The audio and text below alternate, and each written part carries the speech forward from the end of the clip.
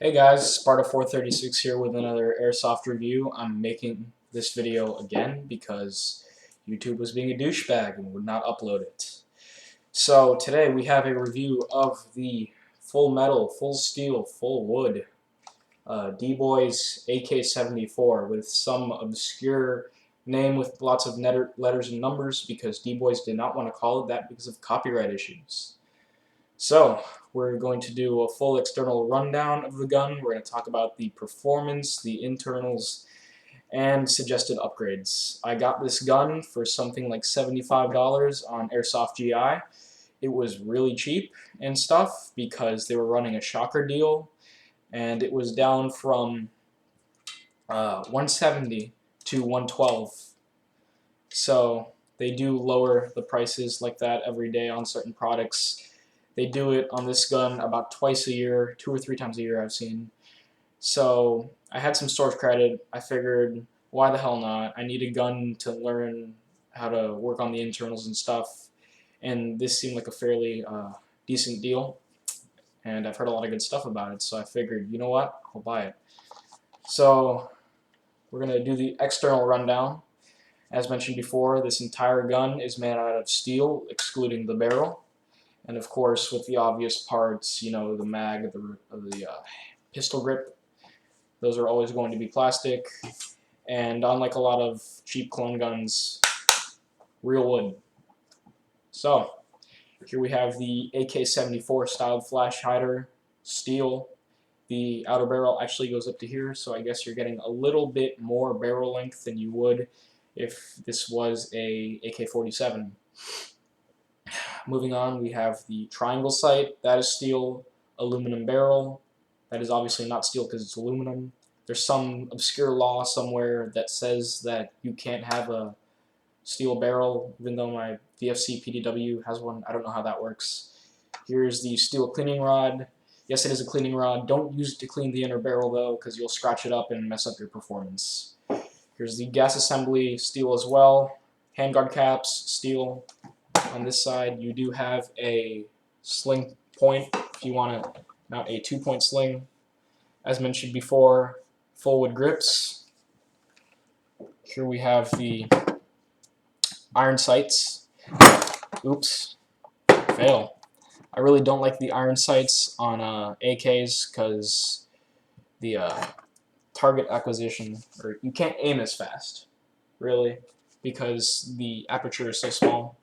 But they work perfectly fine. It is adjustable for elevation. You see you have your little numbers there. And the front sight is adjustable as well. Here we have the upper receiver. This is where the battery is housed. I'll show you the battery that comes with the gun real quick. It's a 9.6 1200 mAh. It's pretty decent compared to what comes in a lot of other clone guns. And you'll get a decent rate of fire with it as compared to the 8.4s that come with some other Chinese clones. Moving on, here's the bolt assembly that I pulled back. It's not springing forward because I have foam inserts to keep the upper receiver from wobbling too much, because it does tend to wobble quite a bit when there's nothing holding it down. And this exposes your adjustable hop-up, which, like most Chinese guns, isn't very good. So you're obviously going to want to upgrade that. First thing you'll want to upgrade, I say, get yourself one of these Prometheus purple bucking. These are excellent. Put that in your hop-up. Get yourself a Polar Star, Shredder, whatever you want to call it, H-nub, and get a tight bore barrel. Performance will improve dramatically. You'll see a huge difference. Also, this part is steel as well.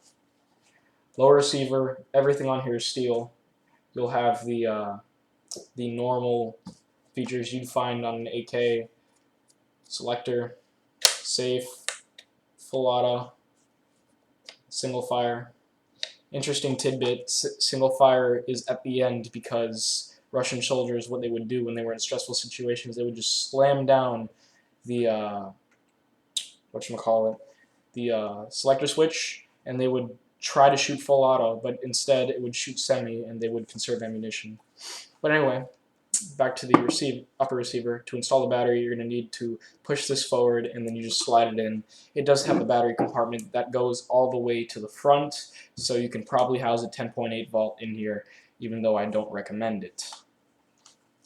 Also about the battery, it does have a car fuse like the wiring has a car fuse like the original VFC does. This is cloned off of VFC. So moving on to probably the worst part about this gun is the magazine. I hate the magazine. It's so wobbly. It is the wobbliest magazine in the history of the entire airsoft world. And you can't fix that unless you want to file down one of the little tabs in here, because D-Boys has done a very douchey thing and made the magazine catch, or the magazines rather, proprietary, so that you need a certain size lip in order to fit the magazines in here. But other than them being wobbly, really no problem with it. Feeds fine, holds 600 rounds just like every standard, sorry I have a cold, just like every other standard AK magazine. Although I have heard that mag mid-caps will actually fit this gun, although I cannot confirm that. It's a high cap, so wind the wheel and stuff. You know how that works. Moving on, we have a polymer pistol grip. I find it to be actually nicer quality than the VFC. It's pretty nice, not going to break, comfortable, pretty decent as far as AKs go. Let me just give you a nice view of it. Yeah, it looks pretty menacing. Over on the flip side of things, we have the other side of the AK. Here you can see the scope rail mount. You can purchase like a $24 SEMA mount, I think. You can just slide it onto here and you are able to mount optics. Sorry about the constant switching and lighting. I do have a crappy Logitech webcam, although this is the first review in 720p. Here you can see I'm using the folding stock with the folding stock button. What that allows you to do is fold it for transportation. Contrary to popular airsoft belief, the folding stock was not developed so that you can use in CQB, although it is useful for that if you need to get in tightly. It was actually developed for transportation in tanks, so you can get in and out of a tank without having to worry about some huge stock that might like slam into the door or something.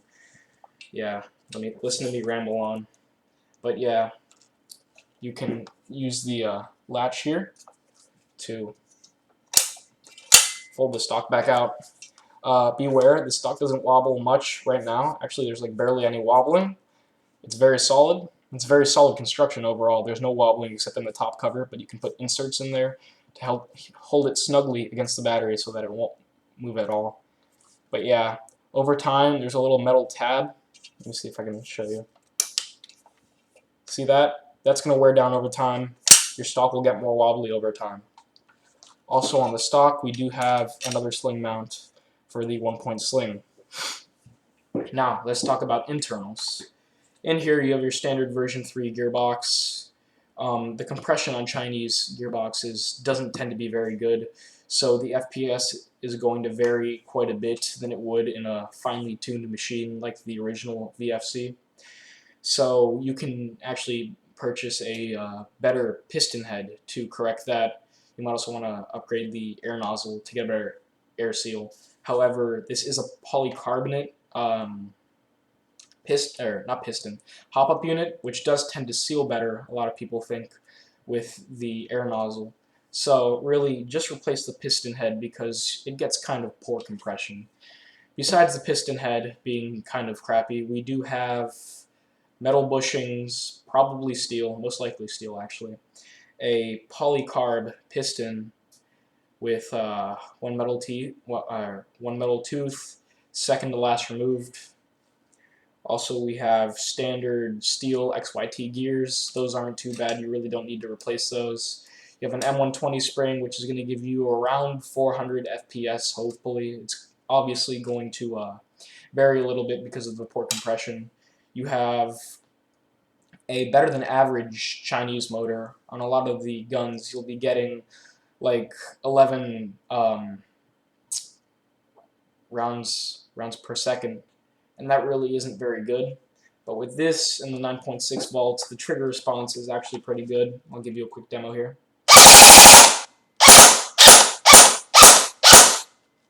So really the trigger response is quite nice for a clone, and so is the rate of fire. You really don't need to upgrade that unless you want to use more ammo or something like that. So overall, externally and internally, pretty decent gun, especially considering the price. Like, come on, 70 bucks? There's double eagles, which are crossmans. If you don't know what those are LPEGs. They're sold for about the same price. Full metal, full steel, full wood. You can't beat it for that price. However, when it is at its original $170 price, I would not buy it. There's better guns for that price range. Also included in the packaging is this tan sling. It's really pretty decent. You have a steel hook. It's not like the crappy ones included in like the UTG shotguns and stuff. It's bolted onto there. You got like a little leather strap and stuff. It's a nice touch. It's kind of better looking, I would say, than your average sling that comes with it. It's pretty nice. You won't have problems with the sling breaking or anything. Also, D-Boys went to such lengths to clone this gun that they actually even cloned the actual VFC style of manuals. Got a bunch of nice pictures in there. You know, there is quite a bit of Chinglish, but for all you Americans, there are pictures. There's a little synopsis on the AK-74 history. Also a parts explosion if you need to find parts or you don't know what your parts are. So, real quick, you could use the upgrade parts that I mentioned. Type bore, bucking from Prometheus, and the Polar Star Shredder H-nub. So you're going to get a lot better range than you normally would with those upgrades.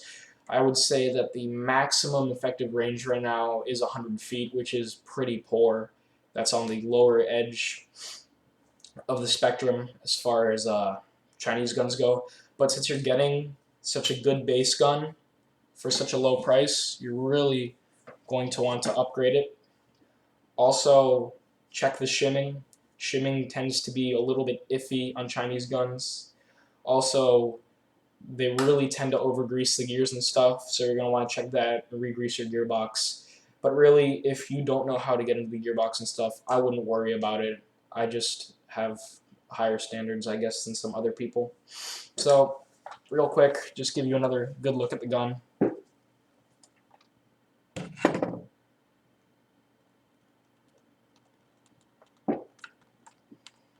So yeah, it's pretty good looking.